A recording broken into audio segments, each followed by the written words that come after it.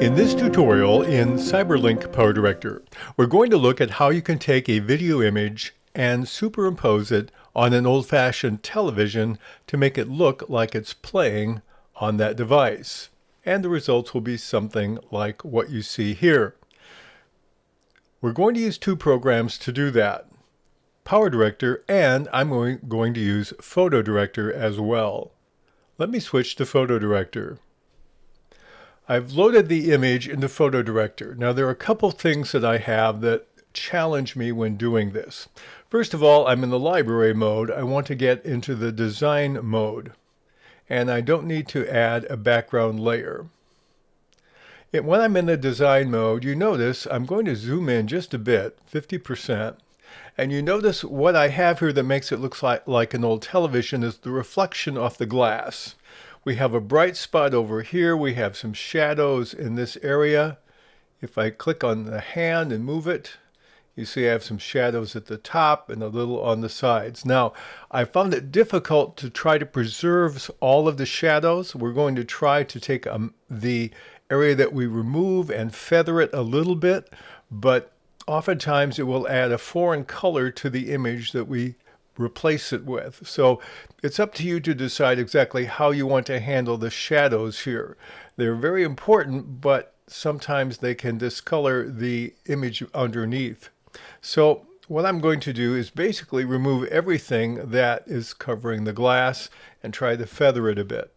Now, in any photo editing program you can do that. We're going to use PhotoDirector. So in PhotoDirector, what I simply do is I click on my brush tool on the left side, and I'm going to use the manual brush. That's the icon with the brush. I find that easiest. And I tend to start out with a very large brush. We're going to take all of the center of this, and we're going to make this area that we would remove. And then the fine tuning will have to be around the edges. So we'll decrease the size of the brush. Another thing you might want to do if you want to be extremely precise is to change your magnification. I'm going to click on the down arrow, and you can go 100, 200, 400%. When I'm on magnification, I'm going to click on navigation because that allows me to take this square and move to the part of the image that I want to be editing. And so I can click here, and if I want to go right to the edge and leave the shadow out, I'm going to click right here. And again, if you take something you don't want, you can go from the positive to the negative. I'm going to take the negative. I can also change the size of my brush. And here I might want to take this and move it back a bit. You can tweak this as much as you want. Even if you want to go, say, to a 400% magnification. And we'll go up to that corner again. So you can be as precise as you want. I'm on the plus side now, so maybe I want to make it just like this. You see the process. We won't go through it. But this is how you can be as exact as you want in your final image so it looks absolutely precise. Using the plus and the minus, the plus will add, the minus will remove. And you can keep changing your size and how you make it work. So the basic idea is to do that. Now I have my feather at 25 pixels, and I would recommend using that. So let's pretend we've done all this. When you're done, all you have to do is click on File and Save, and it will ask what you want to call it. You call it a PNG file, and you save it, and you're done. I'm going to switch back to PowerDirector. Now in PowerDirector, I've taken my edited image that I created in PhotoDirector, or you could create in any other photo editing software, and I've placed it on track number 2. I have my television image. I've put that on track number 1. Now, I'm going to delete the one that I put there because I did some editing to it, and we'll start over. So we'll take our blank TV, put it on 2.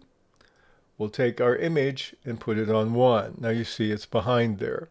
So what I want to do is take my television that's just sitting there and make it the same as the duration.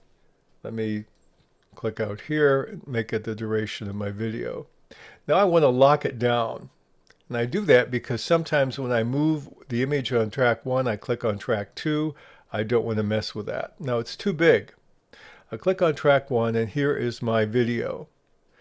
Of course, I have my normal proportions and I want to get it about the size, if I can, of this. Now I want to do some editing on it to make it look even better because it looks a little artificial.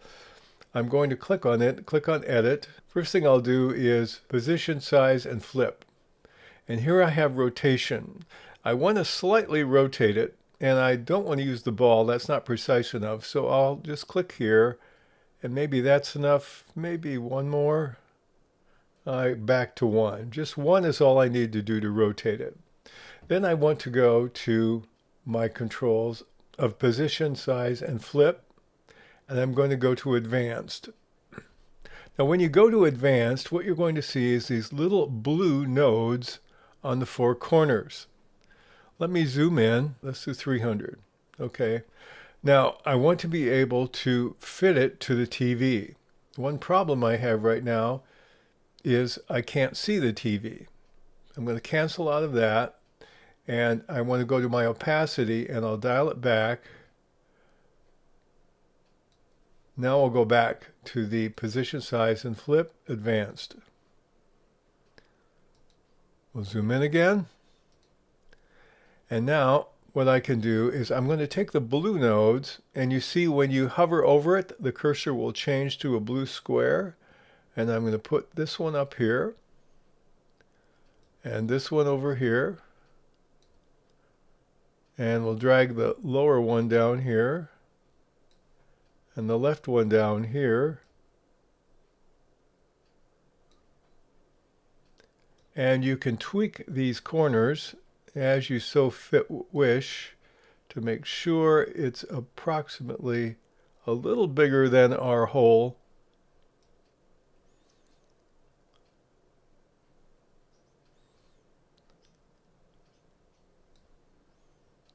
Just about there. That looks pretty good. I'll click on OK. And now we're going to change the opacity again back to normal. And now we have it a little more suited for the angle of the television. Now again, we don't have some of the glare here that you might normally see. If you know a way to bring that in, please let me know so that myself and the other subscribers to the channel can see how it works. Let's play this one and see how it looks. And so it's approximately what we were hoping for when we tried to take that image and make it look as though it were coming from an old-fashioned television.